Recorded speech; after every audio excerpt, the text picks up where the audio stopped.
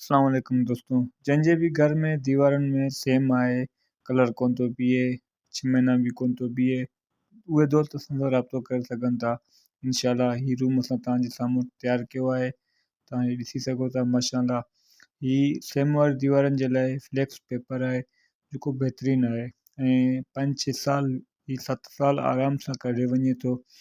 माशाल्लाह तमामु ज़बरदस्त इन जी लुकिंग आहे ऐं तव्हां ही पूरी वीडियो ॾिसो, तव्हांखे पाण खे ख़बर पइजी वेंदी त फ्लैक्स पेपर सेम वारी दीवारुनि ते केतिरो सुठो लॻे थो पियो ऐं हिते कलर कोन पियो बीहे। उन्हनि दोस्तनि असांखे कॉल कई, असां उन्हनि जी दीवारुनि ते ही फ्लैक्स पेपर लॻायोसीं।